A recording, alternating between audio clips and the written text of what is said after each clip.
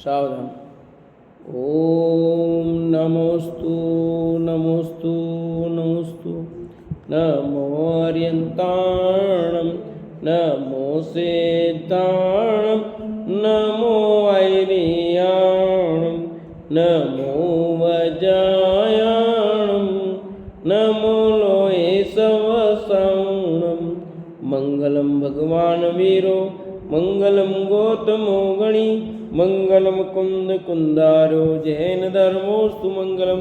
सर्वमंगलम मांगल्यम सर्वकल्याणकारकम प्रधानम सर्वधर्माणां जैनम जयतु शासनम जैनम जयतु शास्त्रम जैनम जयतु शासनम। जम जस जम्मि देशे जैन विहाणेन जम्मि कालम्मि नादं जैनेन नियदं जम्मं वामर्णं वा तम तस्य तम्मि देशे तेन विहाणेन तम्मि कालम्मि कोशकदिवारेदुम् इंदु वा तव जिनिन्दु वा एवं जो निश्चेदो जानति दवाणि सवपजाय सो सदिट्ठि शुद्धो जो संकदि सो को दिट्ठि। बोले जिनवाणी मात कीजे बोले सुस्ती मात कीजे। सलाका पुरुष ग्रंथ आदिनाथ के पूर्व भवों की कहानी चल रही है। चौथे भव में सुविधि कुमार के रूप में कहानी, उसमें अपनी चर्चा 11 प्रतिमाओं की आई। 2 प्रतिमाओं की चर्चा हमने कल की थी, दर्शन प्रतिमा और व्रत प्रतिमा। आज तीसरी प्रतिमा पर से आगे चर्चा करेंगे अपन। सामायिक प्रतिमा। द्रव्य भावगत संयुगत ये प्रतिज्ञा टेक तज ममता समता गए अंतर्मूर्त एक। जो हरि मित्र समान विचारे आर्त रौद्र को ध्यान निवारे संयम सहित भावना भावे सो सामायिकवंत कहावे। कहते हैं जो दिन में 3 बार एक एक अंतर्मूर्तक प्रतिज्ञा पूर्वक सर्व सावधि योग का त्याग कर द्रव्य भाव सहित अपने ज्ञायक स्वभाव के आश्रय पूर्वक ममता को त्याग कर समता धारण करे, शत्रु मित्र को समान विचारे, आर्त रुद्र का ध्यान का भाव करे, अपने परिणामों का आत्मा में संयमन करे, उसे तीसरी सामायिक प्रतिमा कहते हैं। मात्र अंतर्मूर्तक एकांत में बैठ सामायिक पाठ आदि पढ़ लेने से सामायिक प्रतिमा नहीं होती। अतः उपयुक्त परिभाषा को लक्ष्य में लेकर बिना हटके सहज रूप से सामायिक होना ही सच्ची सामायिक प्रतिमा है। तीसरी प्रतिमा सामायिक प्रतिमा में 3 बार दिन में सामायिक करने की बात आई है ना। अपन ने कितनी बार पढ़ा है? दिन में 3 बार एक एक अंतर्मूर्त प्रतिज्ञा पूर्वक सर्व सावधि का योग का त्याग कर द्रव्य भाव से अपने ज्ञायक स्वभाव के आश्रय पूर्वक ममता का त्याग करना, समता धारण करना, ये सामायिक है। ममता का त्याग और समता धारण करना।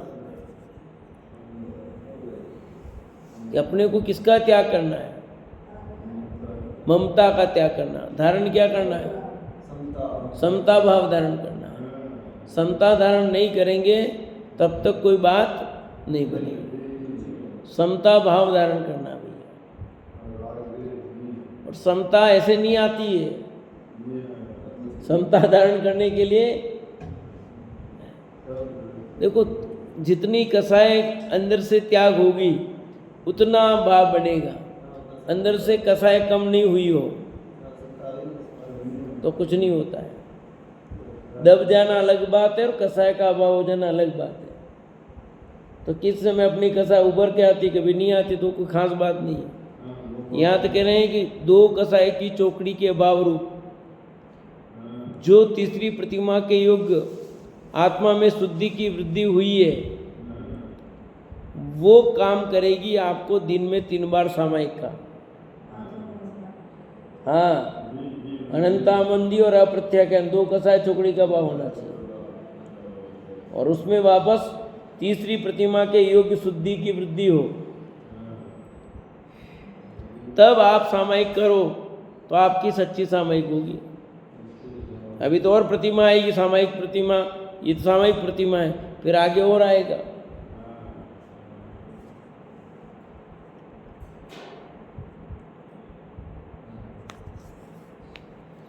क्योंकि दूसरी व्रत प्रतिमा में भी सामायिक आया तक नहीं आया था, और यहाँ भी आया, तो यहाँ पर सर्व तरह से त्याग की बात है।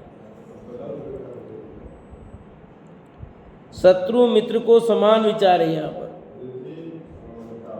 आर्त रौद्र का ध्यान का अभाव होता है। अपने परिणामों में आत्मा में संयमन करें। क्या लिखा? अपने परिणामों का किसमें संयमन करे? कि आत्मा में संयमन करना, तब तीसरी सामायिक प्रतिमा है। मात्र अंतर्मूर्त एकांत में बैठे सामायिक पाठ आदि पढ़ लेने से सामायिक प्रतिमा नहीं होती। अपन क्या समझते हैं? सामायिक पाठ पढ़ लिया, दिन में 3 बार एकांत में बैठकर होगी सामायिक प्रतिमा। कि दिन में 3 बार सामायिक पाठ पढ़ने का नाम सामायिक प्रतिमा नहीं है।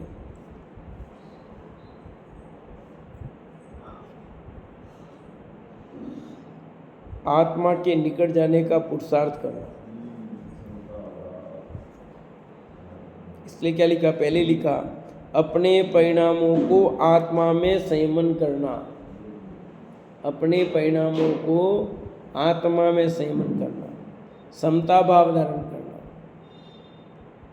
और अंदर में समता भाव ही नहीं है, और बाहर में अपन गए बैठे और सामायिक पाठ पढ़ लिया, उपयोग किधर जा रहा है वो भी पता नहीं लगे। छोटा सामायिक पढ़ो कि बड़ा सामायिक पाठ पढ़ो, उससे कुछ नहीं होना। सामायिक प्रतिमा में छोटा बड़ा सामायिक पाठ पढ़ने से नहीं होगा। उसके लिए आपको ऐसे सामायिक करनी है।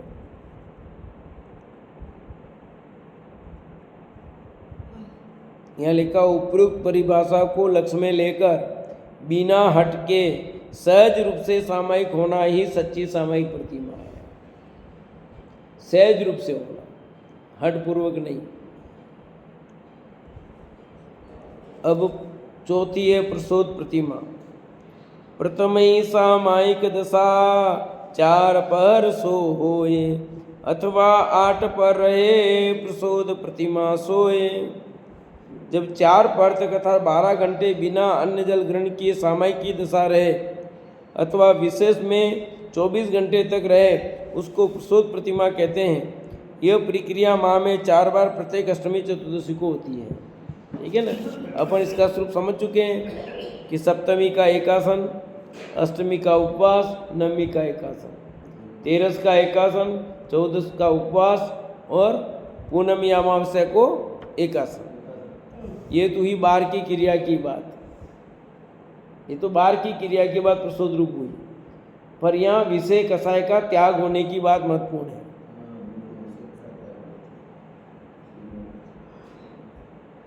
विषय कसाय का त्याग नहीं हुआ और बार में आपने खाली क्रिया निभा ली, तो कोई प्रसुद्ध उपवास होने वाला नहीं है। चौथी प्रतिमा के योग्य शुद्धि की वृद्धि होनी चाहिए। वितराग का अंश ऐसा प्रकट होना चाहिए, राग का अंश उतना घटना चाहिए, तो जा करके आपकी ये जो बात बनेगी तो वो कार्यकारी है।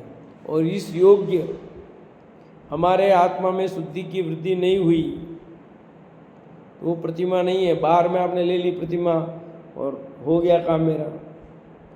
सप्तमी एकासन करेंगे, अष्टमी उपवास करेंगे और नवमी एकासन करेंगे, 13 को एकासन करेंगे, 14 को उपवास करेंगे, पूर्णमी अमावस्या को एकासन करेंगे, अपने होगी चौथी प्रतिमा। सम्यक दर्शन नहीं हुआ है और आपने ये किया है तो कोई प्रतिमाधारी नहीं हो, तो क्या करें? नहीं करें? बोलो, करे कि नहीं करे?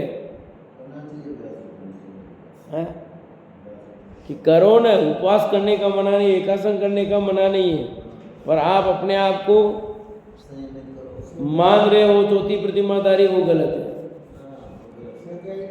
और तुमने इसमें किया तो और करके अपने को सामान्य सी क्रिया करके अपने को प्रतिमाधारी माना तो और पोषण कर लिया मिथ्यात्व का। उल्टी मान्यता होगी नहीं होगी? तो क्रिया है, क्रिया में धर्म ही नहीं है भैया। और थोड़ा बहुत शुभ भाव बहुत पुण्य बन जाएगा।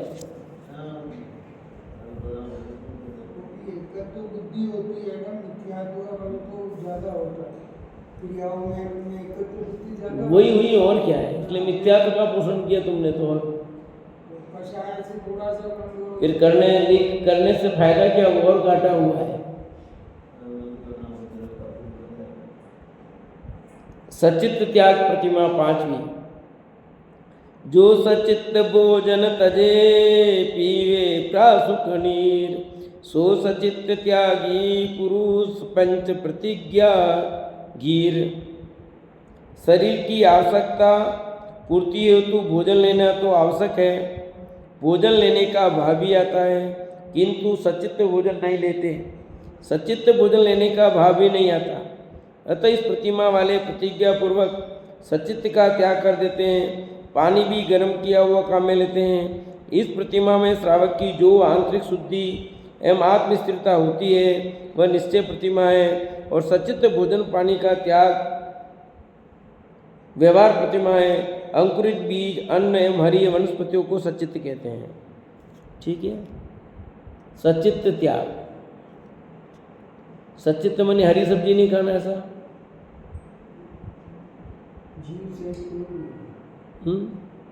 सचित्त का मतलब है जीव सहित। ठीक है, हरी सब्जी तो खा सकते हो, उसका निषेध नहीं है, परंतु सचित्त नहीं खा सकते उसे। उसको आप उसको बना करके छील करके खाओ। ठीक है, इसमें लिखा ना अंकुरित बीज है, हरी वनस्पतियां हैं। हरी वनस्पतियां भी कब? तो बाकी आपकी ये होगी ना, तोड़ लिया ना आपने वहाँ से, वो अचित्त हो जाती है। अचित्त में भी इसको फिर आपने बना तब अचित्त हो जाती है पूरी। जब तक आप पीस नहीं करते उसके, तब तक वो अचित्त नहीं कहलाती है। हाँ, तो आप इसलिए लिखा कि आप कोई फल सीधा नहीं खा सकते। तो जो 5वीं प्रतिमाधारी है किसी भी फल को सीधे नहीं खाएगा, वैसे भी नहीं खाना चाहिए। क्यों? शोधन नहीं हुआ है। पानी से भले धो दिया हो, पर अंदर कटिंग करके ही खाने की बात है। आजकल तो कितने कितने वीडियो आ जाते हैं, देखो ना एक एक के। हाँ, आप छिल रहे हो तो भी उसमें बता रहे हैं, सब बता रहे हैं। संतरे बंतरे में कैसे कैसे बता रहे हैं, बोलो। आपने पीस के उसके अंदर में बोलो, अब उसको भी खोल, कैसे कैसे बता रहे हैं, कहाँ कहाँ देखो सब। इसलिए शोधन की बात कितनी महत्वपूर्ण है। खाना तो देख करके ही अच्छी तरह खाना चाहिए। लोगों को लगता है कि ऐसे क्या है, अधिकांश बीमारी की जड़ भी यही है। हम जो है शोध के नहीं खाते, देखते वक्त खाना खाते हैं, इधर बातें करें, इधर कुछ ना कुछ गिरा होता, कुछ पता लगता नहीं और चला जाता। फिर मेरे को उल्टी क्यों हो गई, मेरे को ऐसा क्यों हो गया, अपने को ध्यान नहीं रहता, कुछ कुछ चला जाता है और फिर वो हमारे शरीर के अंदर नुकसान करता है। पानी है, आप पी रहे हो, देख नहीं रहे हो, या चींटी होगी अंदर कुछ होगा, चली गई तो आपके कितना नुकसान करती है। चींटी चली गई, ध्यान नहीं देता है। लाल चींटी, काली चींटी ऐसी है, छोटी छोटी बारीक, ध्यान नहीं रहता है। शक्कर है, शक्कर डाली आपने चाय में, ठीक है, और कितनी चींटी, अभी गर्मी आ गई, सब चींटियाँ कितनी हो रही है सब जगह। हाँ, सब पता है ना। चींटी गिर जाती है तो माथे में बुद्धि कमजोर हो जाती है, ऐसा लिखा आएगा, आगे पढ़ेंगे तो अपन। इसलिए बहुत शोध करके खान पान होना चाहिए।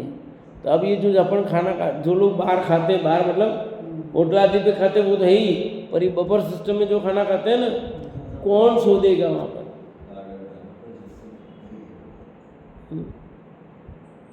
तो वो बता रही थी खाना खा रहे थे और इतनी गर्मी लग रही थी कि वो पसीना, उसका पसीना उसमें गिर गया आटे में। हमने खाना ही नहीं खाया देख करके, वो तुम्हारे सामने गिरा, तुमने नहीं खाया। समझ नहीं? सामने देख नहीं सकते उसे, हैं? देख लो तो आप खाओगे। तो ये अब वो इतनी गर्मी, कड़ा की गर्मी पड़ रही थी, तो खाना खाए तो गिरना ही गिरना, पसीना गिरे, खा जाएगा वो, इसमें क्या करेगा? हाँ, अब आटा गूंदेंगे, पसीना पसीना आएगा तो गिरेगा अंदर। हाँ? अब क्या बनेगा बोलो? इसलिए कितनी, सब्जियां सोते थोड़ी हो तो डायरेक्ट धोई से काटते हैं मुझे सीधी। इसलिए ये जो सचित्र त्याग की बात है वो बहुत महत्वपूर्ण है। इधर सामान्य गृहस्थ की बात है, बाकी तो सच्ची की बात है। शरीर की आवश्यकता की पूर्ति के लिए भोजन लेना तो आवश्यक है, उसका निषेध नहीं किया, पर भोजन लेने का भाव भी आता है, किंतु सचित्त भोजन नहीं लेना। बस सचित्त मने हरी सब्जियां सब, ऐसा नहीं है। वो हरी कई बार ऐसा ही चलता था, सचित्त मने हरी सब्जी का सेवन नहीं कर सकता है, ऐसा अर्थ नहीं है। अंकुरित तो अपने को नहीं लेना चाहिए। साधारण वनस्पति में थे लोग खाते हैं सुबह, आजकल भिगो देते हैं, और आजकल शादी ब्याह में खूब रखने लग गए अंकुरित मूंग, अंकुरित चने, ये बहुत रखने लग गए आजकल। तो सब साधारण वनस्पति में आते हैं, दोष लगता है।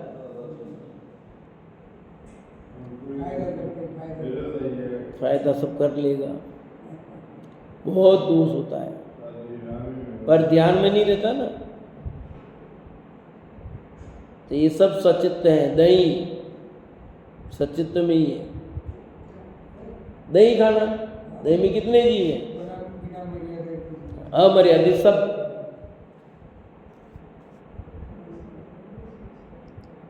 फिर है दीवा मैथुन त्याग प्रतिमा, छठी।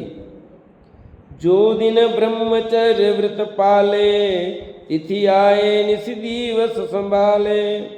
गई नव बाढ़ करे व्रत रक्षा, 66 प्रतिमा श्रावक दक्षा।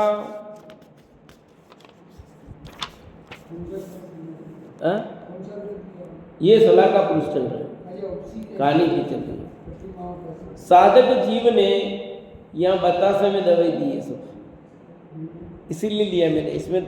इसमें सब पतासे में दवाई दी है, तो आपको पूरा यही मिलेगा, सब चीज़ें हर एक एक कहानी में एक एक सिद्धांत जैसे कुंकू टॉपिक मिलेंगे, इसलिए मुझे अच्छा लगा कि पढ़ना है। साधक जीव ने दूसरी व्रत प्रतिमा में स्त्री संतोष व्रत लिया था। अब इस छठवीं प्रतिमा में कुछ विशेष विशुद्ध परिणाम हुआ, अतः उसकी भोगों में आसक्ति गढ़ गई। इस कारण प्रतिमा का धारी श्रावक नवबाढ़ से सदैव दिन में व अष्टमी चतुर्दशी को रात्रि में भी ब्रह्मचर्य से रहता है। इस प्रतिमा में रात्रि भोजन कराने का सर्वथा त्याग हो जाता है, अतः इसका दूसरा नाम रात्रि भोजन त्याग प्रतिमा भी है। छठवीं प्रतिमाधारी के दो नाम मिलते हैं हमेशा, एक रात्रि भुक्ति त्याग और एक दीवा मैथुन त्याग। तो यहाँ पर रात में भोजन स्वयं पहले ही त्याग कर दिया था, तो फिर क्यों दिया? यहाँ पर न करता है, न कराता है, न अनुमोदना करता है, 9 कोटि से त्याग होता पूर्ण रूप से। कृत कारित अनुमोदना, मन वचन काय, सब तरह से इसके रात्रि भोजन का त्याग होता है। और दीवा मैथुन में यद्यपि उसने पूर्व में ही स्वस्त्री संतोष व्रत तो ले लिया था, अब दिन का भी त्याग और अष्टमी चतुर्दशी रात्रि में भी त्याग, ऐसा। फिर आप सातवीं ब्रह्मचर्य प्रतिमा है और बढ़ गया आगे। जो नव बाढ़ सहित विद साधे, निश्चय ब्रह्मचर्य आराधे। सो सप्तम प्रतिमा धर ज्ञाता, शील शिरोमणि जगत विख्याता। सातवीं प्रतिमाधारी श्रावक की स्वरूपानंद में विशेष लीनता बढ़ जाने से विषयासक्ति क्रमशः कम होती जाती है, अतः सदा के लिए नवबाढ़ सहित ब्रह्मचर्य का पूर्ण पालन होना इस प्रतिमा की मर्यादा है। साधक इस भूमिका में स्पर्श इंद्रिय संबंधी स्वस्त्री के भोग का भी त्यागी हो जाता है। लिखा था कि 9 बाढ़ सहित 9 प्रकार कृत कारित अनुमोदना मन वचन का, ये 9 बाढ़ कहलाती है। नाम कोटि दी जाती है। नवकोटि हाँ, नवकोटि, अभी नव बाढ़ भी आ रहा आगे, शब्द आए हैं तो नव बाढ़ का भी बता रहे आगे। नवकोटि से मन वचन काय कृत कार्य अनुमोदना, ये नवकोटि, यहाँ नव बाढ़ सहित विद साधे निश्चय ब्रह्मचर्य आ रहा है। निश्चय ब्रह्मचर्य की बात भी आई। निश्चय ब्रह्मचर्य मतलब आत्मा में रमणता करना। सो सत्तम प्रतिमा धर ज्ञाता शील शिरोमणि जगत विख्याता, वो शील शिरोमणि है। तो यहाँ लिखा स्वरूपानंद की विशेष लीनता बढ़ जाने से मूल बात यह है, विषयाशक्ति क्रमशः कम होती जाती है धीरे धीरे। जैसे जैसे ऊपर ऊपर बढ़ता जाता है वैसे वैसे विषयाशक्ति कम होती जाती है भैया, तभी तो बढ़ती है शुद्धि की वृद्धि। सदा के लिए नव बाढ़ से ब्रह्मचर्य का पूर्ण पालन होना इस प्रतिमा की मर्यादा है। पहले स्वस्त्री का भी भोग करता, अब उसका भी त्याग हो गया है। यहाँ पर साधक इस भूमिका में स्पर्श इंद्रिय संबंधी स्वस्त्री के भोग का भी त्यागी हो जाता है। प्रश्न, छठवीं सातवीं प्रतिमा के छंदों में नव बाढ़ शब्द आए हैं, वे नव बाढ़े कौन कौन सी है? ठीक है, तो उत्तर दिया उसका। नंबर 1, पर स्त्रियों के समागम में अधिक देर एकांत में न रहना, पर स्त्रियों को राग भरी दृष्टि से न देखना, पर स्त्रियों से प्रोक्ष में गुप्त पत्राचार और फोन आदि पर वार्ता न करना, पूर्व में भोगे हुए भोगों को स्मरण नहीं करना, कामोत्तेजक गरिष्ठ भोजन नहीं करना, कामोत्तेजक श्रृंगार नहीं करना, पर स्त्रियों के आसन पलंग आदि पर नहीं बैठना न सोना, कामोत्तेजक कथा गीत आदि नहीं सुनना, भूख से अधिक भोजन नहीं करना। ये देखो इसमें भोजन की बात भी आ गई। वो 8 तो ठीक है खास लंबा, और कि भूख से अधिक भोजन नहीं करना। क्यों? प्रमाद आएगा, प्रमाद आएगा तो सब बातें बन सकती है। भोजन हमेशा जितनी भूख हो उससे कम ही करना चाहिए डेली,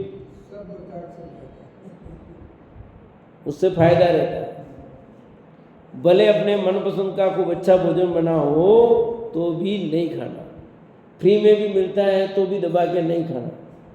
शादी ब्याह में जाते हैं लोग और देखते इतने आइटम हैं, वो इस आइटमों के खाने के चक्कर में ओवरडोज हो जाता सबके मतलब अधिकांश लोग, सब लोग। कुछ लोग ऐसे भी होते हैं जिनको, कई लोग ऐसे भी हैं बहुत सारे जो चाटते भी नहीं, आए हाजरी भराई खाते भी नहीं, ऐसे भी लोग हैं जो जाते तो है, जाना पड़ता है इसलिए खाना खाया। हाँ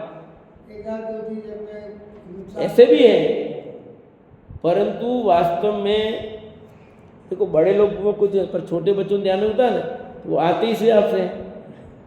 अब एक एक जैसे कुल्फी मिल रही है, मान लो लोग 3-3 4-4 कुल्फियाँ खा रहे हैं, खानी एक चाहिए, मिल रही है फ्री की तो 3-3 खा रहे हैं, 4-4 खा रहे हैं, उनके ठिकाना ही नहीं है। तो इस आइसक्रीम है, ये सब चीज़ें खाते ना, ये ओवरडोज कहलाता सब। ये चीज़ खाने योग्य थी नहीं, फिर भी खाई और फिर और खाई, तो कितना नुकसान करेगा। आप खरीद के 4-4 कुल्फी खाओगे, पर बच्चे समझते नहीं है। और बच्चे क्या, बड़े बड़े बूढ़े खाते देखे 3-3 4-4 कुल्फी। अरे बच्चों को क्या, बूढ़ों को भी देखा है, इधर खा रहे हैं इधर खा रहे हैं, इधर एक हाथ इधर हाथ में कुल्फी, एक इधर हाथ में कुल्फी। अरे कभी देखे नहीं हो क्या करते भैया? ये भैया इस स्वास्थ्य के लिए हानिकारक चीजें हैं।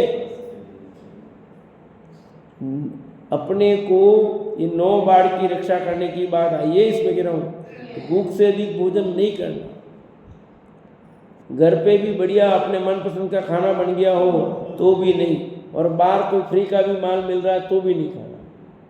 हमेशा अपने जितनी भूख हो उससे थोड़ा कम ही खाना। डेली की बता रहा हूँ, डेली की।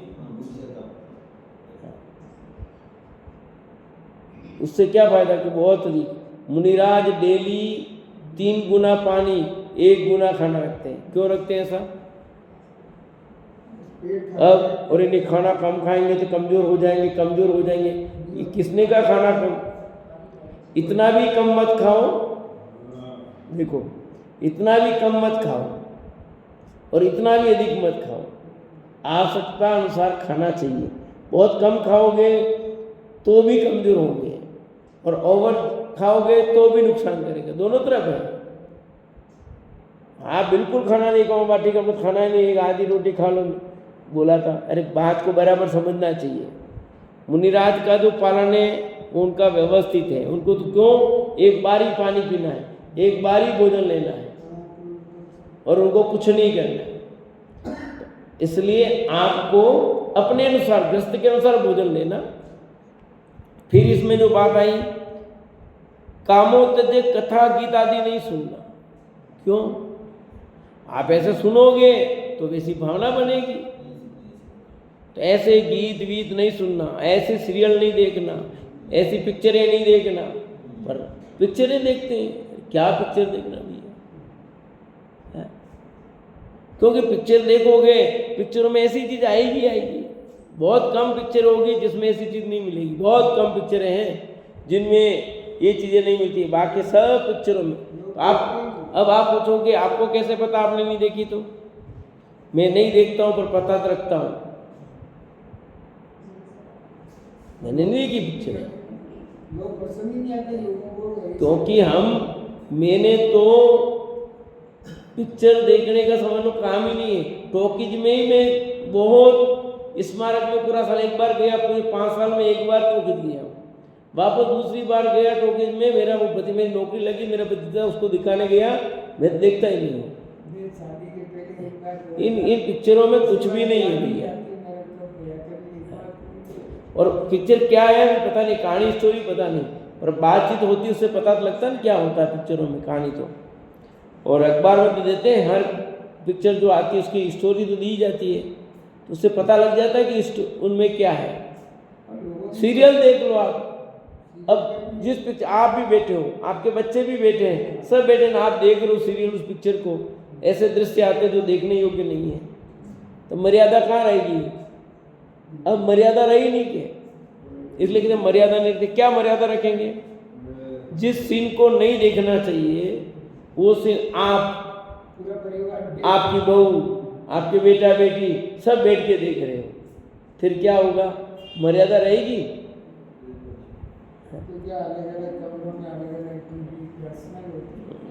सब ठीक है, पर स्त्रियों के आसन पलंग आदि पर भी नहीं बैठना सोना ही। साथी प्रतिमाधारी जो होगा वो दूसरों की स्त्री के आसन पलंग पर नहीं बैठता, उन बिस्तरों पर क्यों नहीं सोते वो। इसीलिए कामोत्तेजक श्रृंगार नहीं करना। क्यों? आप ऐसा करोगे तो लोग देखेंगे तो फिर क्या होगा? गरिष्ठ भोजन नहीं करना लिखा। गरिष्ठ भोजन करने से परिणाम विचलित होते हैं। तो रोज रोज जो गरिष्ठ भोजन करता है उनकी क्या दशा होगी? ये स्थिति क्यों बनती है? इसलिए मुनिराज को आहार देने में श्रावक का कितना दायित्व होना चाहिए। डेली आप गरिष्ठ भोजन करोगे तो आपके परिणामों में विकृति आएगी। फिर पूर्व में भोगे भोगों का स्मरण नहीं करना। पर स्त्रियों से प्रोक्त से गुप्त पत्राचार फोन आदि पर वार्ता नहीं करना। अब देखो अभी फोन क्यों लिखा, अभी ये नया आया इसलिए, पहले वाले में तो पत्राचार वाली बात थी। अब आप और जोड़ लो, मोबाइल पे चर्चा नहीं करना, मैसेज नहीं करना, ईमेल नहीं करना, है इंस्टाग्राम और फेसबुक सब समझ लो ही आ जाएंगे इसमें। हाँ। पर स्त्रियों को राग भरी दृष्टि से नहीं देखना, घूर घूर करके नहीं देखना। पर स्त्रियों के समागम में अधिक देर एकांत में बातचीत कदाचित करनी है तो बहुत अल्प करके, ज्यादा देर कोई चर्चा नहीं करनी। तो ये सब नव बाढ़ के अंतर्गत आते हैं। तो इसकी रक्षा करना ब्रह्मचर्य प्रतिमा है, तब जाकर के रक्षा होती है। यानी बाढ़ शब्द का प्रयोग किया। बाढ़ क्यों किया? जैसे खेत में बाढ़ लगाता ना तो क्या करती है वो? रक्षा करती है ना फसल, खेत में जो फसल होती है उसकी रक्षा करती है, इसलिए उसको बाढ़। ऐसे हमारे ब्रह्मचर्य की रक्षा करने के कारण इसको बाढ़ कहा गया है। 9 रीति से अपने परिणामों की रक्षा करना। इसलिए इसका नाम है बाढ़। सील बाढ़नो राख, सील की रक्षा करने के लिए ये 9 प्रकार की बाढ़ें हैं। और 9 कोटि से मन वचन का कृत कार्य अनुमोदना, ये भी है वापस। अब 8वीं प्रतिमा, आरंभ त्याग प्रतिमा। जो विवेक विद्या धरे, करे न पापारम, सो अष्टम प्रतिमा धनी, कुगति विजय रणथंब। असी मसी कृषि वाणिज्य आदि ग्रारंभ में चक्की चौका चूल्हे आदि में होने वाले पापारंभ के विकल्पों एवं तत्संबंधी व्यापार का त्याग करना आरंभ त्याग प्रतिमा है। कौन कौन से आरंभ में आ गए? असी आ गया, मसी भी आ गई, कृषि आ गई, वाणिज्य आ गया आदि, और ग्रारंभ में चक्की चौका चूल्हा आदि होने वाले सब पापारंभ के विकल्प। तत्संबंधी व्यापार का त्याग करना ये आरंभ त्याग प्रतिमा है। आरंभ सारंभ बोलते कि नहीं बोलते अपन सब? और ग्रस्त जीवन में आरंभ सारंभ कितना होता है? उठने से लेकर सोने तक और सोने से लेकर सुबह उठने तक कितना आराम हो रहा है कि नहीं हो रहा है? क्या नहीं होता है? आपके तो नहीं होता होगा। हमारा सब निपट गया, सब क्या निपट गया? नहाना धोना पड़ता है कि नहीं पड़ता है? खाना पड़ता है कि नहीं? तो आराम साराम का कहाँ त्याग हो जाएगा? बोलो, सब होना भैया। तो उसमें विशेष ध्यान रखना है। फिर है नंबर परिग्रह त्याग प्रतिमा। 14 परिग्रह का त्यागी, सुख संतोष सहित बैरागी, समरस संचित किंचित ग्राही, सो श्रावक नो प्रतिमा धारी। 10 प्रकार के परिग्रह। कसाय मंद हो जाने से अति आवश्यक सीमित वस्तुएं रखकर बाकी सभी क्षेत्र वास्तु सुवर्ण हिरण्य धन धान्य दासी दास आदि चेतन और अचेतन 10 प्रकार के परिग्रह का एक देश त्याग करने का शुभ परिग्रह त्याग प्रतिमा है। 10 प्रकार के जो परिग्रह कहे गए हैं, चेतन और चेतन दोनों प्रकार के उसमें पहले तो परिग्रह परिमाण किया था कि नहीं किया था? इतना इतना। अब यहाँ पर क्या हुआ? 10 प्रकार के परिग्रह का एक देश त्याग करने का शुभ परिग्रह त्याग प्रतिमा है। एक देश क्यों लिखा अभी? कि अभी पहले में तो परिमाण किया था तो बहुत सारा रखा था, पहले की अपेक्षा कम तो हुआ था, पर अब यहाँ तो बहुत सीमित रह गया। पहले आवश्यकता से भी ज्यादा रख सकता। परिमाण में जैसे 2 मकान तो 2 मकान रख लिया था, अब यहाँ 2 मकान नहीं रहेंगे, एक मकान में भी उसका सीमित भाग हो जाएगा। वहाँ उसने 2 गाड़ी 4 गाड़ियाँ, भैया गाड़ी नहीं रहेगी, गाड़ी गई पहले आरंभ में ही त्याग होगी। आया समझे नहीं? तो 10 प्रकार के परिग्रहों में एक तरह से समझ लो पूरा ही त्याग है। पूरा क्यों नहीं कह रहे हो? कि अभी घर में कपड़े भी हैं तो पूरा त्याग नहीं हुआ ना, इसलिए एक देश लिखा। एक देश 99 तक एक देश ही कहलाएगा। 0.11 से शुरू होता है एक देश, समझे?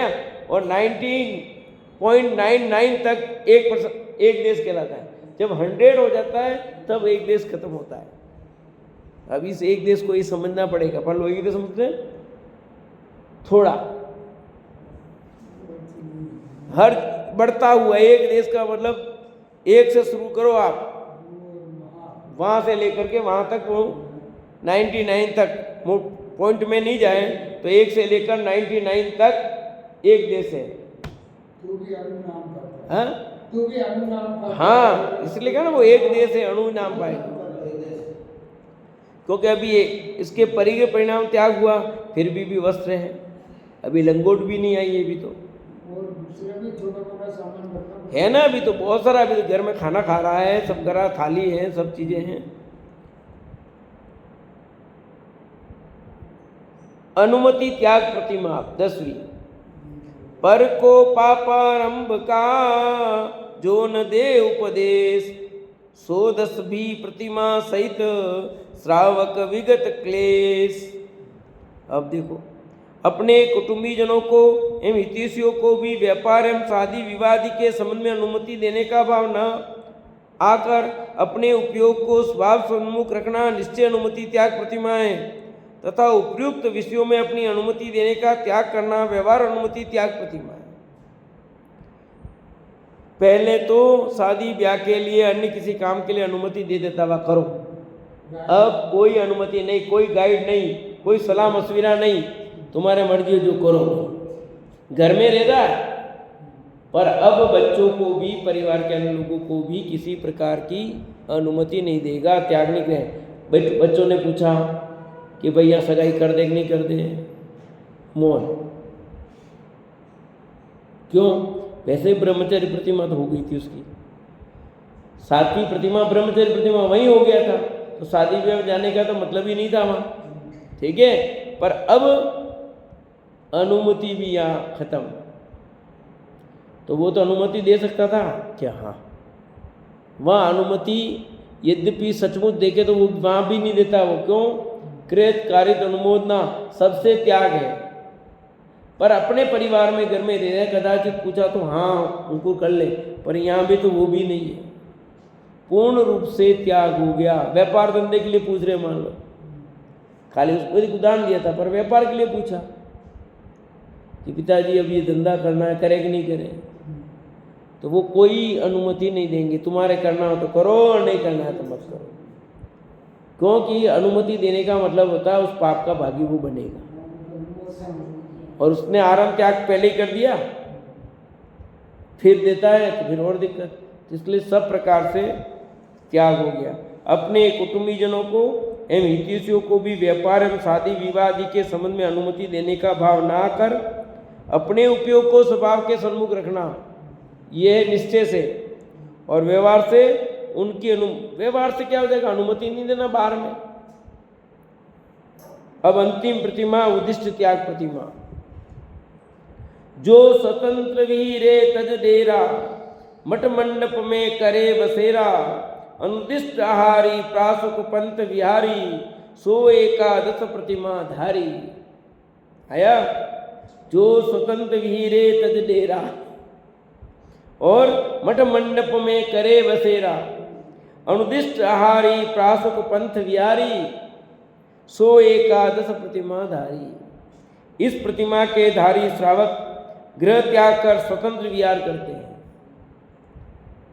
देखो पहले में बहुत सारी बातें आई हैं जिसमें अपन ने पढ़ा था, उसमें आया था कि वो भोजन संबंधी चर्चा आई थी अनुमति त्याग में, कि भोजन क्या करता है, जो उसके सामने का वही खा लेता है। अब यहाँ पर अलग बढ़ गया, अब यहाँ गृह त्यागी, वहाँ पर वो अपने लिए निमित्त भोजन नहीं बनवाता था कि ये बनाओ मेरे लिए स्पेशल आइटम नहीं था। अब यहाँ पर और आगे बढ़ गया है। इस प्रतिमा का धारी श्रावक गृह त्याग कर स्वतंत्र विहार करते हैं। अब घर छोड़ दिया, 10वीं प्रतिमा तक घर में रह सकता है। क्या कहा? 10वीं प्रतिमा तक अपने निज घर में रह सकता है, पर 11 तो कोई पहले छोड़ दे वो उसकी इच्छा, उसकी कोई मना नहीं, पर 10वीं प्रतिमा तक वो अपने घर में रह सकता है। 11वीं प्रतिमा में जाकर ये हम तो देखते हैं कितने ब्रह्मचारी लोग हैं वो अपने घर को छोड़ दिया है, वो उनकी इच्छा, और घर पर जाए तो कोई दोष नहीं है। प्रतिमा तो वही कहलाएगी जो उनकी चल रही है, समझे? अब प्रतिमा भी नहीं है। कौन से प्रतिमाधारी? ऐसे सामान्य रूप से नियम ले रखा है। अधिकांश लोग ब्रह्मचारी हैं जिन्होंने सामान्य ब्रह्मचर्य का नियम ले रखा, शादी नहीं किए और अपने हिसाब से वो रह रहे हैं ब्रह्मचर्य। ब्रह्मचर्य प्रतिमा तो है ही नहीं उनके, क्योंकि सम्य दर्शन बिना तो ब्रह्मचर्य होता ही नहीं, और सम्य दर्शन हो भी गया हो और ब्रह्मचर्य तो भी नहीं। 5वें गुणस्थान के योग्य शुद्धि की वृद्धि हो, फिर 7वीं प्रतिमा के योग्य शुद्धि की वृद्धि हो, तब ब्रह्मचर्य प्रतिमा आएगी। खाली शादी नहीं करने का नाम ब्रह्मचर्य प्रतिमा नहीं है। हाँ, खाली ब्रह्मचर्य। खाली ब्रह्मचारी भी कब? शादी नहीं किया तो भी खाली ब्रह्मचारी नहीं है। शादी तो कईयों की नहीं हुई है, पर वे कर्मचारी हैं कि नहीं है? तो ये पशु पक्षी भी हैं, वो शादी नहीं करते हैं। पशु पक्षी शादी नहीं करते, सब ब्रह्मचारी कहलाएंगे। क्यों? शादी नहीं करने का नाम ब्रह्मचारी हो तो पशु पक्षी शादी नहीं करते। शादी नहीं करने का नाम कतई ब्रह्मचर्यपना नहीं है।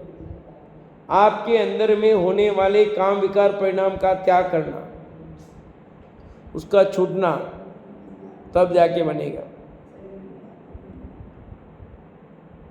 इस प्रतिमा के धारी श्रावक गृह त्याग कर स्वतंत्र विहार करते हैं। जिन मंदिरों, मठों या श्रावकों द्वारा निर्मित अस्थायी मंडप आदि में निवास करते हैं। जिन मंदिरों में रह सकते हैं। जिन मंदिर मतलब मंदिर के अंदर बैठने का लिखा था जिन मंदिर, शब्द तो ऐसे ही आएगा भैया। आप कहाँ ठहरे? उस मंदिर पे ठहरे थे, महावीर जी के मंदिर ठहरे, तो महावीर जी मंदिर में ठहरे थे, वहाँ जो धर्मशाला वहाँ ठहरे थे। अपन जाते हैं ना, तो कहने में क्या अर्थ ऐसा शब्द आता है। नवलगढ़ में था जो मंदिर का अलग था, जो अलग पोर्शन बना हुआ था, उसमें रहता था। तो वो मंदिर सामान शब्द का प्रयोग है। हम शब्द के पकड़ कर कैसा अर्थ नहीं, देखो लिखा है जिन मंदिर में रहना, हम तो मंदिर के अंदर ठहरेंगे कि नहीं, ऐसा नहीं है भैया। हाँ, मठ है, श्रावकों द्वारा निर्मित अस्थायी मंडप है, कहीं बनाए हुए हैं, वहाँ आप रह सकते हैं। उद्दिष्ट आहार ग्रहण नहीं करते, यानी अपने निमित्त बना हुआ भोजन ये भी नहीं करते, तो मुंद्राज की बात तो दूर हो गई। प्रासुक पथ में यथार्थ जीव जंतु रहित राहों पर विहार करते हैं, ऐसी जगह ग्रहण करते हैं। आचरण की अपेक्षा इस प्रतिमा के दो विभाग हैं, एक क्षुल्लक का पद और दूसरा एल्लक का पद। यानी 11वीं प्रतिमा में फिर दो भेद हो गए, क्षुल्लक और एल्लक, क्षुल्लिका और आरिका। ठीक है। एल्लक दशा में मात्र लंगोटी एवं पीछी कमंडल के अतिरिक्त समस्त बाह्य परिक्रिया का त्याग हो जाता है। किसमें? एल्लक में सिर्फ एक लंगोट रहेगी, पीछी कमंडल रहेगी। क्षुल्लक की भावभूमि में एल्लक जैसी निर्मलता नहीं हो पाती। इस कारण यद्यपि उनके आहार विहार में क्रिया में कोई अंतर नहीं रहता है, किंतु ये लंगोटी के अलावा ओढ़ने के लिए खंड वस्त्र, छोटा सा चादर एवं केंच लोच के बजाय हजामत बनवाते और पात्र में भोजन लेते हैं। ठीक है। जो क्षुल्लक होते हैं उनके वस्त्र भी होता है ऊपर, साथ में वो स्वयं दाढ़ी नहीं बनाए तो भी चलता है। खुद दूसरों या नाई के घर पर, नाई के पास करवा सकते हैं, पर कराते नहीं है, अधिकांश नहीं कराते। ठीक है। पर यह बताया है कदाचित हजामत लिखा ना, हजामत बनवाते हैं दूसरे लोग जो बनाते हैं उनसे। क्षुल्लक की कह रहा, क्षुल्लक की। एल्लक का तो प्रश्न ही नहीं है। और पात्र में यानी बर्तन में भोजन ले लेते हैं, पर एल्लक नहीं लेगा। सुविधि राजा, अब आगे, सुविधि राजा श्रावक धर्म की उपयुक्त 11 प्रतिमाओं को निश्चय व्यवहार की संधि पूर्वक समझकर अपने परिणामों की भूमिका के अनुसार यथा योग्य पालन करते थे। उनके परिणामों की विशुद्धि दिन प्रतिदिन वृत्तिगत होती रही। इस प्रकार वे सुविधि राजा दीर्घ काल तक श्रावक धर्म के द्वारा आत्मा की आराधना करते रहे। जीवन के अंतिम समय में उन्होंने सर्व परिक्रिया का त्याग करके दिगंबर जिन दीक्षा धारण कर मुनिव्रत लेकर उत्कृष्ट मोक्ष मार्ग की आराधना करके समाधि मरण पूर्वक देह त्याग किया और अच्युत स्वर्ग में ऋद्धि के धारक अच्युतेंद्र हुए। तीसरा भाव आ गया। श्रीमती के जीव केशव ने भी समस्त बाह्य और अभ्यंतर परिक्रिया का त्याग कर निर्ग्रंथ दीक्षा धारण की और समाधि मार्ग अच्युत स्वर्ग में प्रतीन्द्र पद प्राप्त किया। लो, इंद्र और प्रतीन्द्र, सिंह वानर आदि के जीव भी उसी अच्युत स्वर्ग में देव हुए। सत्य तो यही है, पूर्व में संस्कारों से जीव एक ही स्थान में एकत्रित हो जाते हैं। फिर क्या हुआ उसकी कथा अपन कल पढ़ेंगे। ये तीसरा भाव यहाँ आ गया है।